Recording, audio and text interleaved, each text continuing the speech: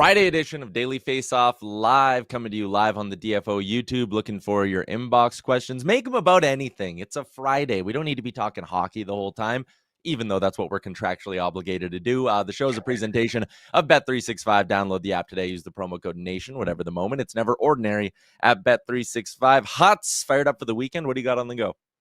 What's this? You have a contract? I don't know. They just told me to show up at noon every day, buddy. I just do what I'm told. That's a good backup, A good glue guy, Things are good. It's a PA day here, though. So unfortunately, my kids are home. So we are dodging bullets left, right, and center. But things are going good, and it's Friday, my man. Yeah, it's going to be good. I have the nerdiest golf weekend planned. Me and my buddies are doing a one-day indoor Ryder Cup. So we're just going to be at the golf sim all day. How electric is that? That's unreal. That's actually where my kid is right now. My wife took my son and my daughter over to the golf sim to hit some balls and stay loose. We're trying to raise a golfer here. I don't want to be stuck in a cold hockey rink my whole life. I want to walk the course when it's nice out, and I'll carry his bag for him. Yeah, you'd much rather be going on sporting trips to Florida than wherever in Ontario. Yeah, honestly, that would be a huge upgrade. My wife actually played golf in the NCAA, so she is the golfer in the family. I'm just the doughboy carrying the bag. Yeah, so it's in the genes, though. That's good. We're going to be joined by Arthur Staple from the Tri-State Hockey Pod and Hockey Night New York. He's our big guest for the day. But we'll kick things off with one of the big headlines from last night in the NHL. Brad Marchand hitting the 1,000-point mark, becoming the 102nd player in NHL history to do so. And Huts, it's okay to clear the benches for this one. You can all go on the ice when it's 1,000. 1,000, good round number, pretty historic in the NHL. I just said it, only 102 players all time have hit this mark. For Brad Marchand, I give the thumbs up and my blessing for the Panthers to all go on the ice. There we go. We caught you on a good day. I guess because it's a Friday. I'm sure if it was Monday, you wouldn't have liked it. But honestly, that being said, what a career for this guy so far, right? And you think he still has a lot of longevity left with that contract and what he's been able to do with the Florida Panthers. So 1,000 points for him. And talk about a player, in my personal opinion, Ty, that has just rebranded himself too. This was a guy that was a rat and was hating the last little bit. Now, he's a family man. He's in media. He's more interactive. He's done a great job of that sense of it. Do you think he goes to the Hall of Fame? I know it's early. I don't think 1,000 points is enough, but with his international accolades where he's at and the potential of, having an Olympic run here coming up, do you think he gets to the Hall?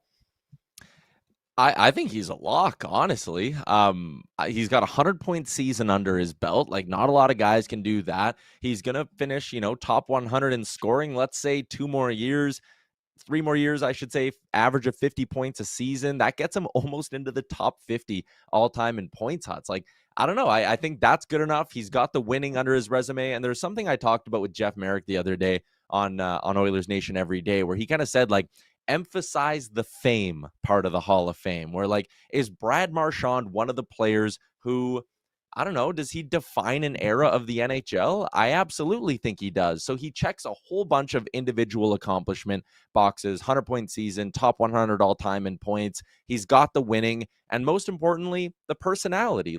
He is a famous hockey player, and to me, that matters a little bit. And you can't just put a bunch of scrubs who were, borderline whatever in there because you liked them and they were good guys. But for a guy like Marchand, who has all the individual accolades, who has Team Canada experience, Stanley Cup rings, all that stuff, and on top of that, he's one of the most famous players of his era, he absolutely gets in. Borderline first ballot for me, if I'm being honest.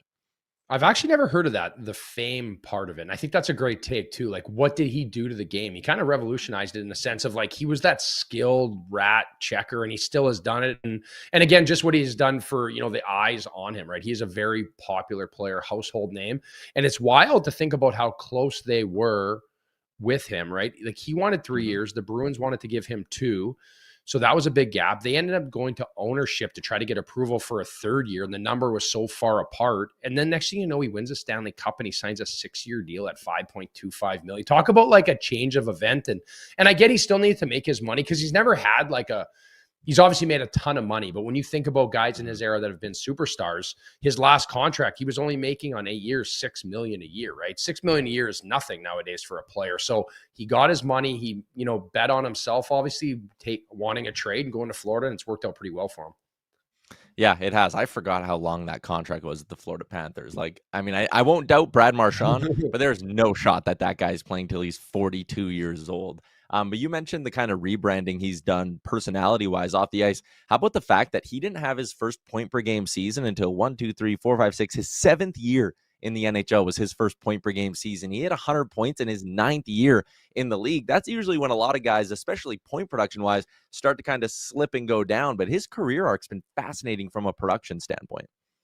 It is too. I guess that's just where it goes with experience and smarts. And I know Patty's got a board queued up here for guys inching toward the 1,000-point club. And it goes to show you there is some guys with some more experience that are starting to get more and more points too. You look at even the pace that like Corey Perry's been scoring at and playing. And it just goes to show you in hockey, it's not always got to be electric, right? It's got to be smart. You got to know where to go and what to do. And I think Draisaitl, obviously where he's at, even his lack of production this year, when we broke down that video this week with Steve Peters, just like going to the tough areas and being a smart guy and getting extra points, it's kind of how Corey Perry's branded himself. So there's an interesting reach of guys there.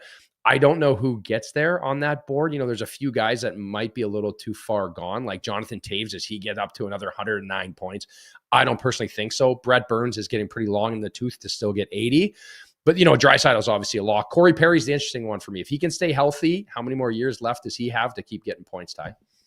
Yeah, like Draisaitl might have it by Christmas, Hut. So we might be doing another 1,000-point segment in the next 4 weeks here. Perry, I felt like him signing in LA this year was a little bit of like a, hey, I'm going to go back Southern California. That's where his roots are. Get my kids all settled there. And I'm riding off into the sunset after this year. Obviously competitive, playing on a good team in LA. But I don't think Perry gets there. Burns, don't think he gets there. Duchesne probably has a couple years left. Like Matt Duchesne might get there. But the interesting one on this list for me, and it's the reason I included this many names, Erik Karlsson. There's only 8 defensemen who have ever accomplished this, Hudson. If Erik Karlsson can stay healthy, he probably has 3 more seasons left in the tank. That might be what he needs. He might only need 2 more years, actually. If he can get, let's call it another 40 points in the final 70 or 60 games of this season, that's not unrealistic. So 2 more 40-point seasons, like Erik Karlsson has a legit shot at being the 9th defenseman to ever hit 1,000 points. It's pretty wild when you hear that, right? Like when you hear 9th defenseman ever, right? Where Brett Burns 81 points away. I just don't know if he has it left in the tank. Obviously, he seems like an ageless wonder as well. But for Erik Karlsson, it seems like it's just a matter of time. Same thing with Panarin. He's going to hit that. Yeah. It's just a matter of time. And then Toews, it is going to be the longevity of, where his career is at and what he can clip at. But pretty wild to think about only 8 defensemen have done it and seeing those names on that list, Ty. Yeah, pretty impressive. And again, we're probably doing this segment again within the next month when Leon Draisaitl gets to the mark. But let's move along here and talk a little bit. Again, it's a Friday. We don't need to be sitting here and breaking down a whole bunch of regular season games in November. So I wanted to take a bit of a bigger picture look at the first month of the hockey season. And I labeled this one Honeymoon Phase because, again, it's early on and things can change. You can go back to, at this point last year, the kind of storylines we were kicking around in the NHL and how much things changed throughout the rest of the year. But Huts, our focus today is kind of GMs and what they did over the summer and the early returns on those moves. So we're starting positive. Which GMs do you think are kicking their feet up, sleeping good right now, going, oh man, I killed it this summer? You know what? There's obviously a few that you can talk about that, have been doing well. But I think about the Anaheim Ducks and Verbeek and what he's done out there. I think things have gone so well for them. The fact that where they're at in this build is going perfect, right? You look at some of these younger guys stepping into it. They're in a division that is very overwhelming at times, but they seem to be dominant. They seem to be in the mix every night. So I think for them, that has got to be a positive step forward right now, Ty. And there's so many to break down. I think sometimes the negative side we're going to get to, which is going to be even worse for a lot of these teams. Yeah, I was going to give some love to Pat Verbeek too. Even just looking at their salary cap structure for the next few years, like, man, anyone on that team who you think might be like an ugly contract, they expire either at the end of this year or at the end of next year. Like even Killorn, right? He's got 2 more years at 6.25. Then he's a free agent, and that kind of lines up when they got to start paying some of these kids. So they're in a great spot right now. I think, again, Pat Verbeek should be sitting there and giving himself a, no pun intended, big pat on the back because his fingerprints are all over this. This isn't just drafting well and getting a guy like a Leo Carlsson who is looking like he could be the Swedish Ryan Getzlav for that franchise, but it's other guys in there. Like he made that trade for Cutter Gauthier. That's a great piece of work. He goes out and acquires Chris Kreider for, basically a bag of pucks. And this guy's got 10 goals in 13 games this year. So they ripped it down to the studs. And I kind of roasted the organization for doing that, because I said that's the reason why this was a 7-year rebuild and not a 2 or 3 year retool like you even saw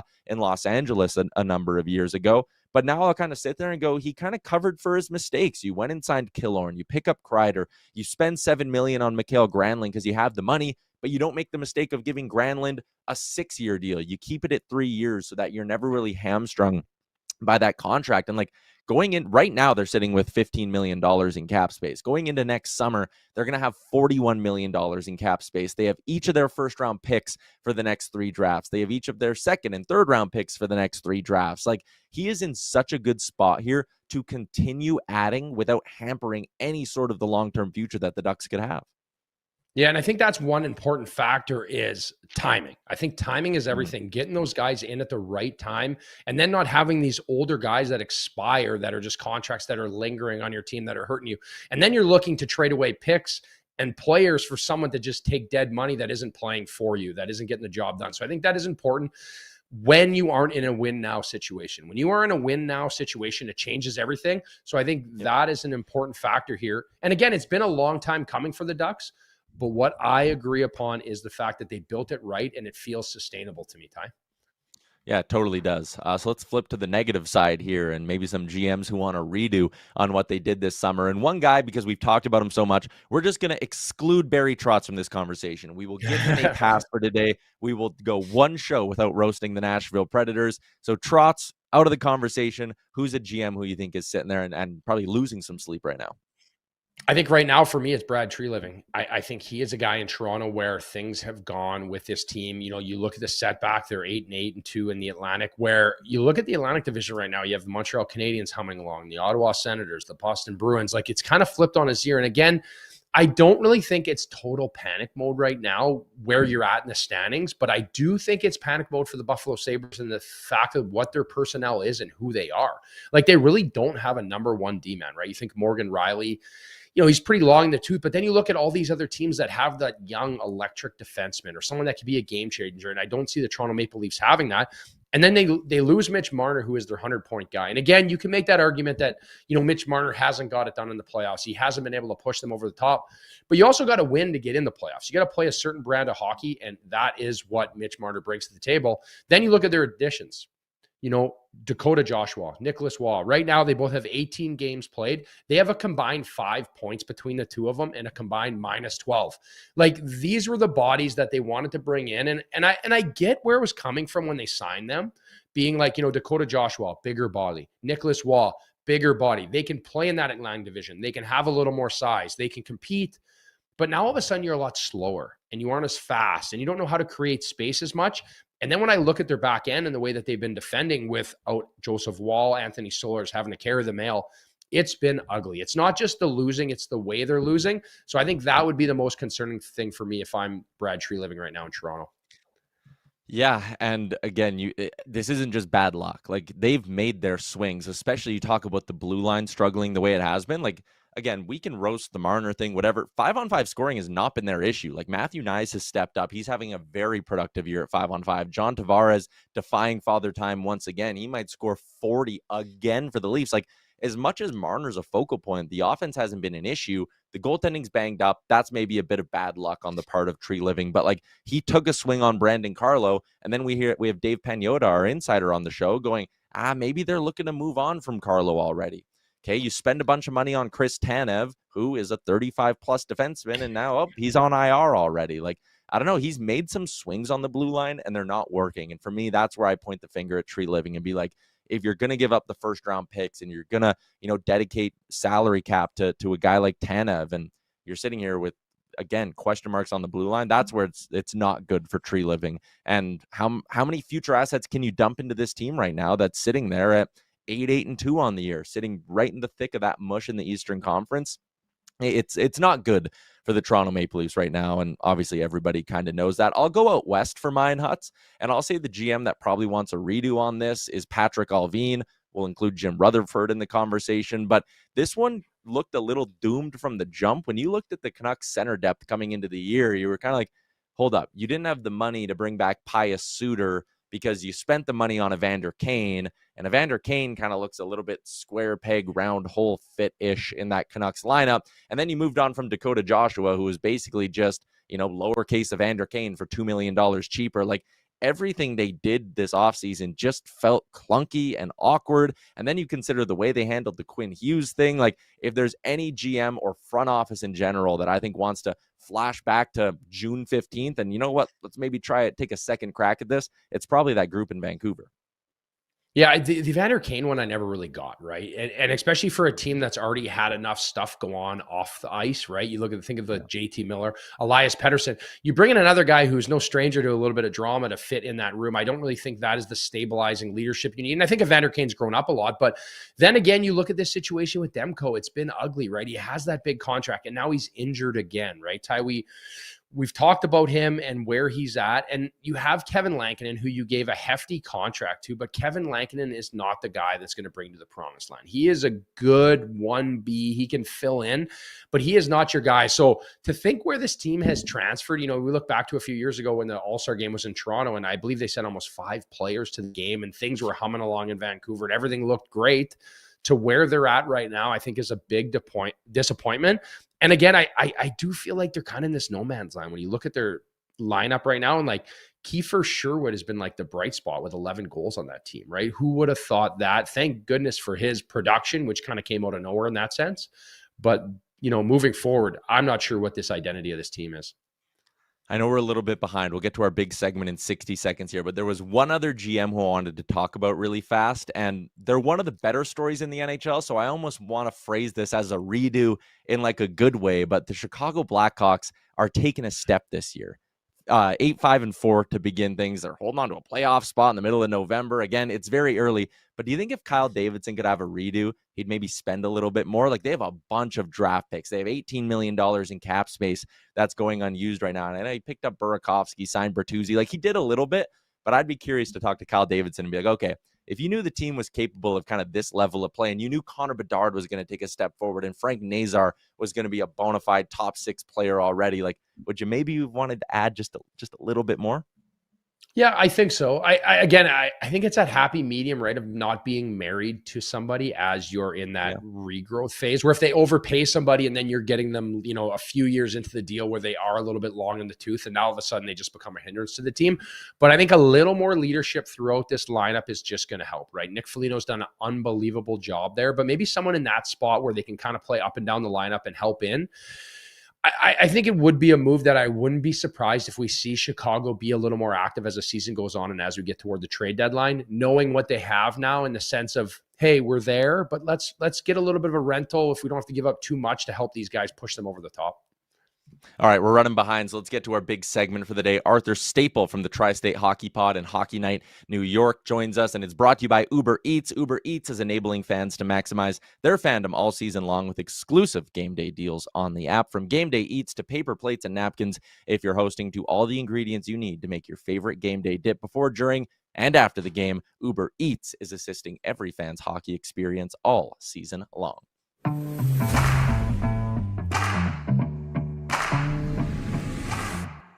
A new colleague of ours, Arthur Staple, joins us. His show, the Tri-State Hockey Pod with Mike Rupp and our boy Johnny Lazarus, drops twice a week here on the Daily Faceoff YouTube. Arthur, how have the first couple of episodes with our boy Laz and Rupper been? They've been great. Even in spite of Laz's exuberance, we've managed to rein him in a little bit. His Rangers are kind of trailing the pack of the 3 teams that we talk about for the moment. I don't think that's going to last, but yeah, it's been fun. 2 guys that I've known for a long time, and good to just chop it up and talk about 3 teams that have been really interesting so far this year. Yeah, and the Islanders more on the surprising side of that. I think for a lot of hockey fans, like, again, Matthew Schaefer was a first overall pick. Everyone knew there was upside there, but he's kind of blown a lot of hockey fans' minds with just how impressive he's been. Has he outperformed expectations, maybe even inside that Islanders organization a little bit? I mean, beyond what you could have imagined. You talk to any amateur scout or draft expert, from what they'd seen, obviously he didn't have a lot of stuff on tape because he missed so much of last season, but yeah, he was kind of the consensus number 1 pick. But I don't even think we've seen at any level that he's played at this kind of command of an offense, the way that he's been able to really drive a lot of what the Islanders are doing. This is Patrick Waugh has been, since he was named coach, kind of butted heads with Lou Lamoriello about the style that he wanted to play. He wanted to be a much more aggressive, up-tempo team. And you looked at the Islanders roster before the season and you said, hey, you just don't see it. You just can't imagine a world where they could play this quickly. And then you plug Schaefer in, and he's really taken this system that they're trying to do and run with it, not just in terms of his skating, which we know is elite, but getting his shot through. He's got 4 power play goals as an 18-year-old running their top power play. And then the Islanders power play has been brutal for years. You saw it last night with the power play goal and how that affects things because they go 6-on-5 late when they're down a goal. He has the puck. 2 Vegas forwards go right to him, leaving Matthew Barzal open for a one-timer to tie it. So he's having the kind of impact that you'd think maybe a guy who's got 6-7 years on his second contract would have. And I think the Islanders are just completely blown away, like everybody else is, that this young guy who just turned 18 a couple months ago is doing what he's doing. Yeah, Arthur, it's pretty impressive, right, for an 18-year-old. But an 18-year-old, when I came in the league, is a lot different than the 18-year-olds now, right? They come in with so much confidence and they make plays and they do things that weren't really accepted then. Does this speed up the timeline for the Islanders, where they're kind of in that rebuild, but now all of a sudden you get this one player who is a franchise player? Do they start to think, hey, we're closer now to getting back to the promised land and try to speed up that process? I don't know if you can rush it, Carter. That you look at their roster and it's a little bit of a mismatch. They've got they've got a pretty large majority of over 30 guys, expiring contracts for guys like Anders Lee, who's been their captain for a long time, and JG Pageau, who might have interest with other teams as they get towards the deadline if the Islanders aren't in the race. You've got Adam Pelech and Ryan Pulock, who still have a couple years left on their deals, but can still play at a high level. Again, I think they went into this season with a very open mind for Matthew Darche and Patrick Roy about what it was going to be. You hope to see even half of what you're getting from Schaefer, and you hope to see a rebound from Matthew Barzal, who was injured most of last season, rebound from some of their veterans. But if you didn't get it, you knew that there was some flexibility there. You knew that there was an opportunity to be a seller, to kind of, again, stockpile, because really over the summer, in addition to winning that first overall pick, the trade that they made with the Canadiens, sending Noah Dobson up there, getting back Emil Heineman, who's been another huge surprise for them playing on the top line, and those 2 first-round picks where they got a couple guys in Keishon Aitchison and Victor Eklund, who most people thought were going to go top 10. You've got some college players that are going to be coming through here in the next couple of years. Danny Nelson out of Notre Dame, Cole Iserman at Boston University. So suddenly their prospect pool is looking a lot better than it's looked at any time really during the Lou Lamoriello era. So you do have those futures. You're not quite as worried about the present now. But I think it feels maybe like a bonus, like gravy to Matthew Darche. If they can make the playoffs, which is always the goal here, since they moved into UBS Arena, they've had 2 first-round exits and 2 times that they've missed. The owners are desperate for some gates there and to get some enthusiasm going in this new building. So I feel like they were really open to plan A, plan B, however far down you wanted to go, to see which path they took. And I think what's opening up for them right now is Schaefer is much more fully formed than they thought, but they still have these roster spots where maybe they could upgrade or kind of swap out older guys for younger guys at some point. So I think they're still in that evaluation period for Matthew Darche in his first season as GM, seeing what they've got, seeing if they can put together a run. The East, no one really scares you in the East right now. I heard you guys talking about the Leaf struggles. There's some teams in Toronto, Florida, Washington, the Rangers, who've kind of got, slow starts for teams that you'd think would be closer to the top. And if the Islanders can get in, they feel like they've got good goaltending. They've got kind of this wild card in Schaefer. They've got some revived veterans. I think you just sort of see where it goes and not really make too many commitments this early. You know what? Like Sorokin's been good, right? Like, he was a guy last year at times. It was a tough go, right? Where this year, he just rattled off a bunch of wins in a row here. He's playing better. Is the impact of Patrick Roy being there and the process of what goes on have impact on these 2 goalies? I just didn't know if that's something that gets communicated to the media there.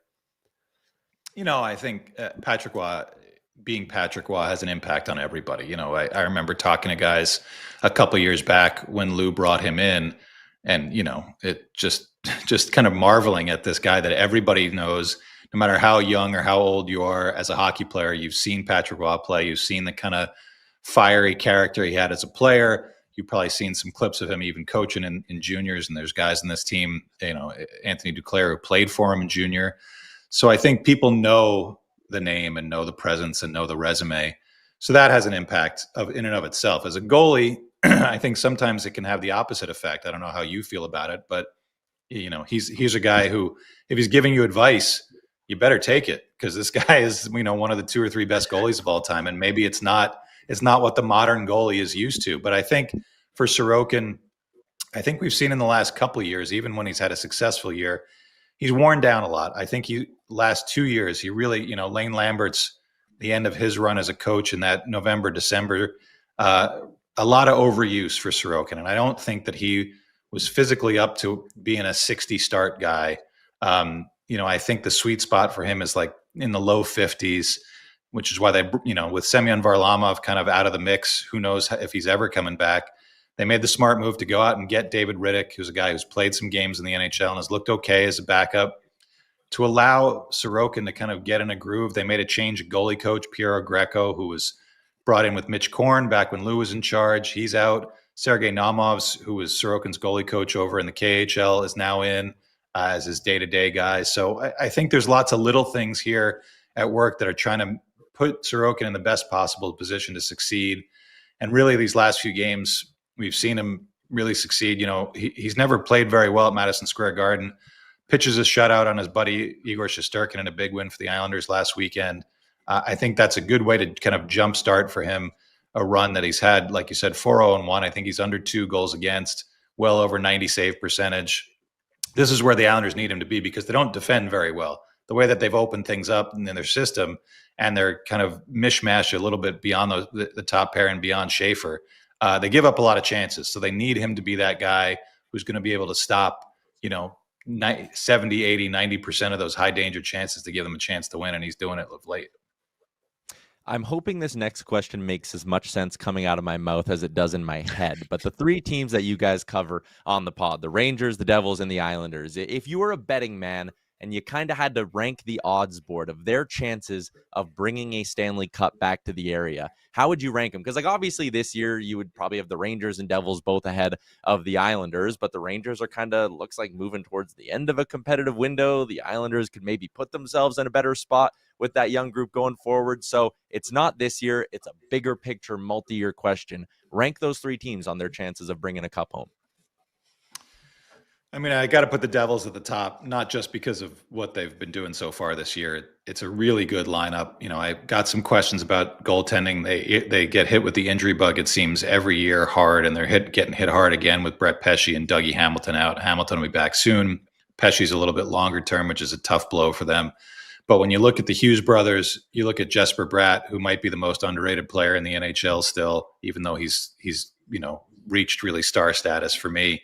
Nico Hischier, Timo Meier, Dawson Mercer. They've got probably the best top 9 in the East right now, with Florida, all of Florida's absences. I feel like this Jersey team is ready to pop. They had the 8-game winning streak that really showed a lot.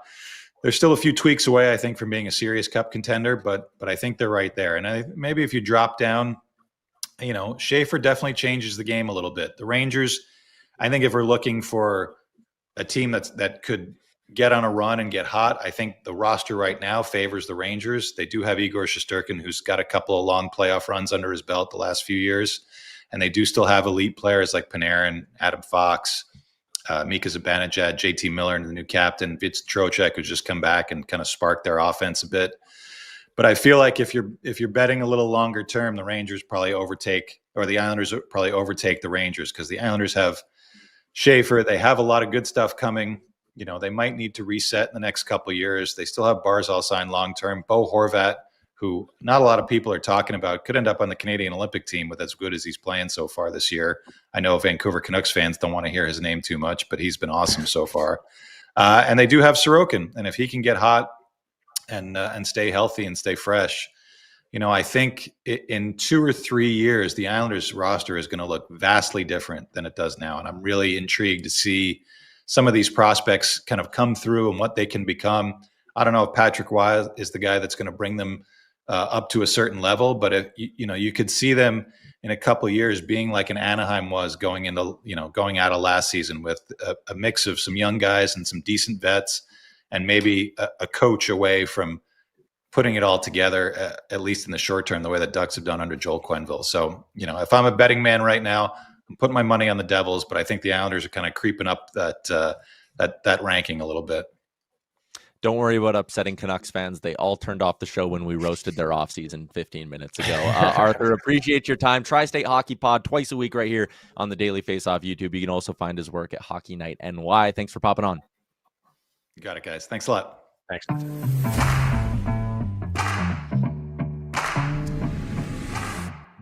Daily Face-Off inbox question. Huts, let's dig into the YouTube chat here. We got a good one from James Jansen that I liked. He said, is Austin Matthews too injured to ever reach his prime again? 69-goal season being the peak. James adds, I wonder if he regrets signing long-term. If you were a betting man, Huts, do you think the 69 goals is the best season we ever get out of Austin Matthews?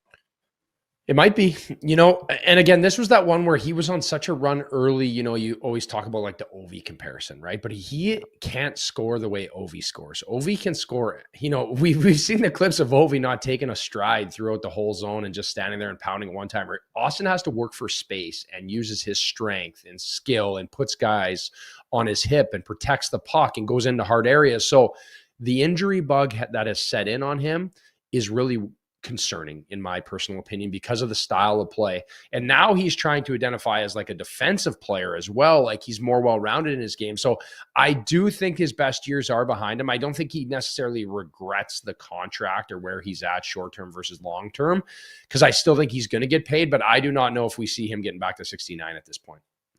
No, I think 69 is the outer marker. I know, again, you're right, though. For a while, it was like, oh, man, could he one day be the guy who chases down Ovi? And we were talking about that before Ovi had even chased down Wayne, obviously. But now you look at it, and it's like he's 28 years old.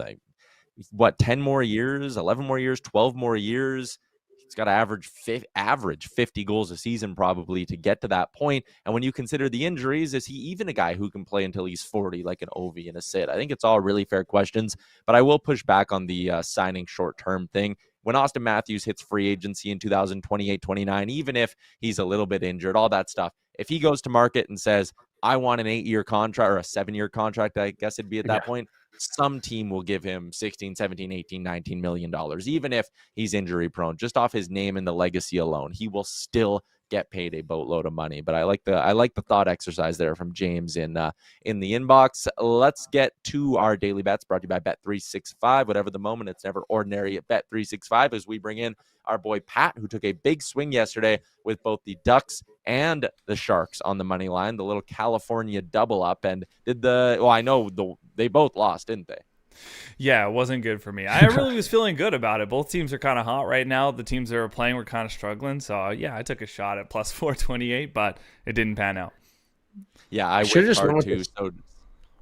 I should have went saves over. Askarov, I was going to go saves over, but he wasn't up yet for the start. Oh, I don't know. I'm just making excuses now for a horrible bet again.